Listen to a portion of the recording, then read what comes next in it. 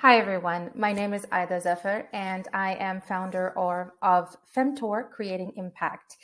Um, I am running a positive psychology series this month.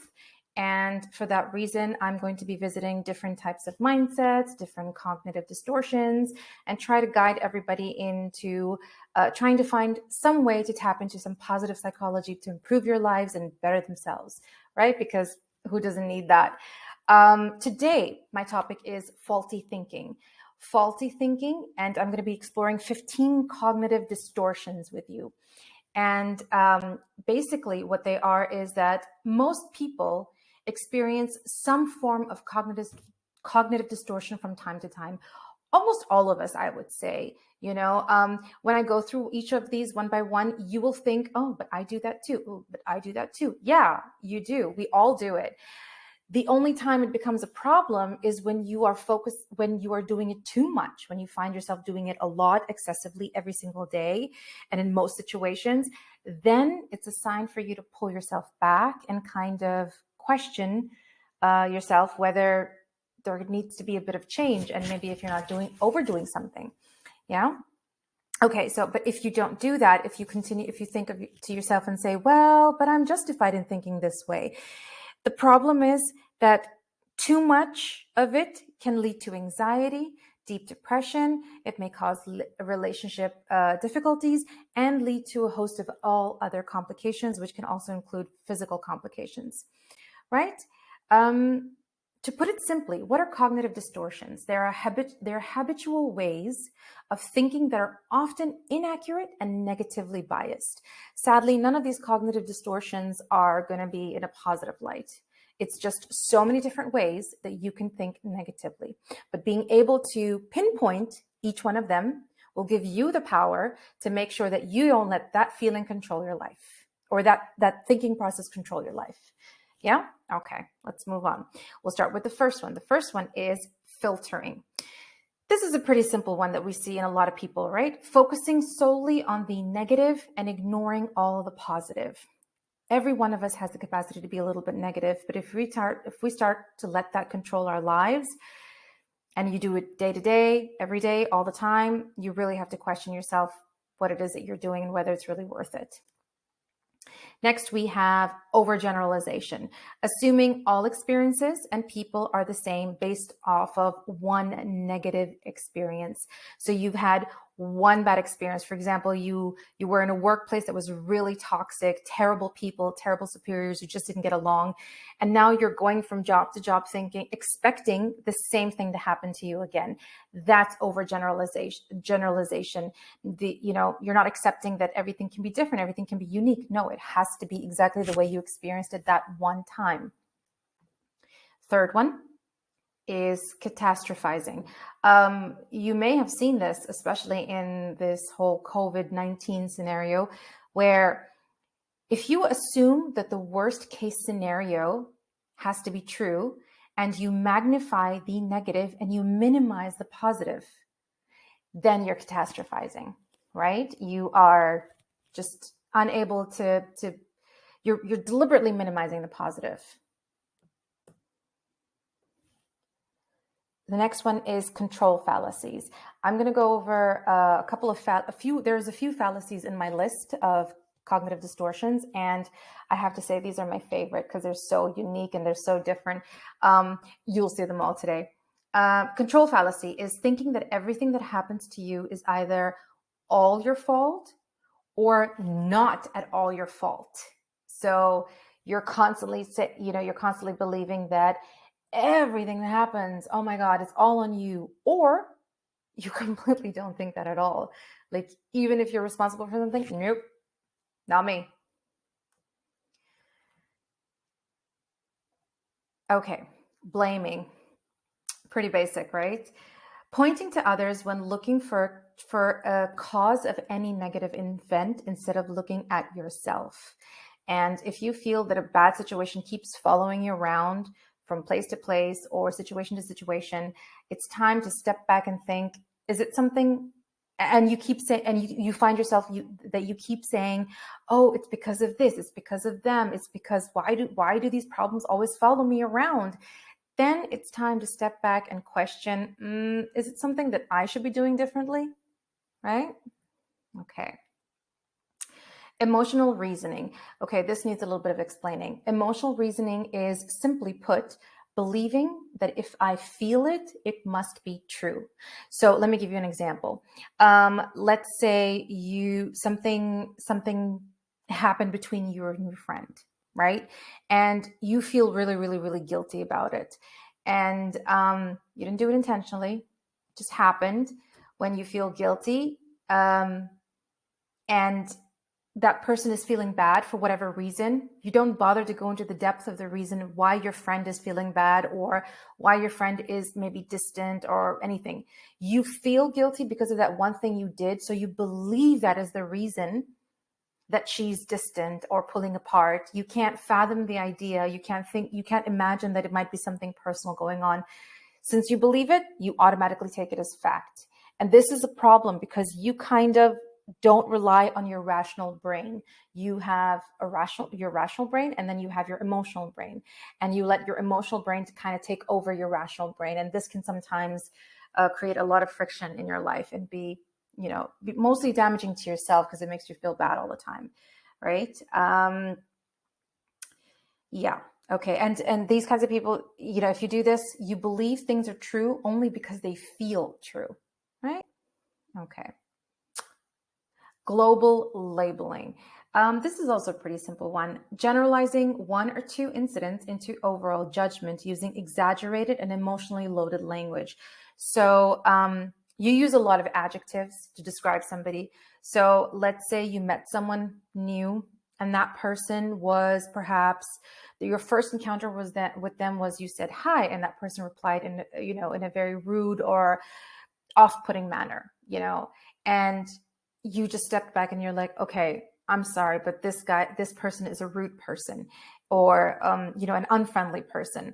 And we don't give ourselves we don't let ourselves imagine that maybe that person was going through something very, very personal, or was maybe busy with something, or on their way to something, or maybe they had an emergency to deal with. For us, it's easy for us to label that person based off of one experience that we've had with them. And you'll see this in adolescence a lot, right? In adolescents and teenagers, you see this a lot. But then they're growing, they're still immature, and they're still figuring things out. If as an adult, you feel yourself that you're doing this a lot and you tend to be very judgmental, then it's time to take a step back and think, don't be so quick to label people, right? Okay. Then you have, this is another fallacy. I told you my fallacies are my favorite. This is a heaven's reward fallacy. So what's a heaven's reward fallacy? It is believing that any good act on your part will be rewarded. And we all are responsible for this, or nearly all, I wouldn't say all, are responsible for this in our workplace. Especially when I talk to women, they seem to be doing this a lot. So it's like, for example, you go to work, right? You are very eager to show up, to make personal sacrifices, time sacrifices, family time sacrifices. You go over and beyond your duties and responsibilities, and you do extra. And you expect to get credit for that, right? You expect that people will recognize you. You get credit for that. And that expectation is called heaven's reward fallacy, because in the real world, it may happen and it may not happen. And usually more often than not, it doesn't happen. And that can be so disheartening and so crushing. So you have to pull yourself back and say, am I really serving my own purpose? Am I really moving towards my own goals? Or am I so occupied with you, thinking that if I sacrifice this, I will get what I deserve. I will be owed something, So yeah, this is another of the fallacies.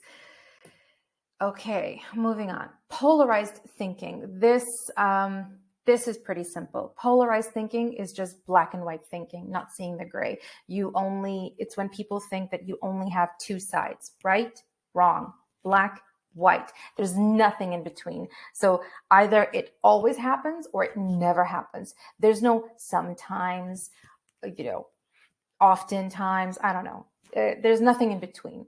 So very direct. It's okay sometimes, but not all the time. Okay, jumping to conclusions. Yep. Jumping to conclusions is being convinced of something with little or no evidence to support it. This, I don't think I have to explain very much. Jumping to conclusions in general is not a good idea. And I've been a teacher for most of my life. This is something that I have had to really, really pull myself back from, because oftentimes you're standing in front of a student and you see something happening, an incident, and you go up to them and you say, okay, yeah, why did this happen? Or what were you doing? And then they start to say something to you and you kind of like just jump to conclusions. You're like, either the student is telling the truth or the student is not telling the truth, covering something up, not covering something up. When you deal with kids as a teacher, I found myself, really coming into the frame of mind, like, oh, this is what's happening. That's why it's happening. And I had to pull myself back from that consciously. So yeah, jumping to conclusions is not a very good thing, because more often than not, I found out that I was wrong more often than not. Okay, moving on.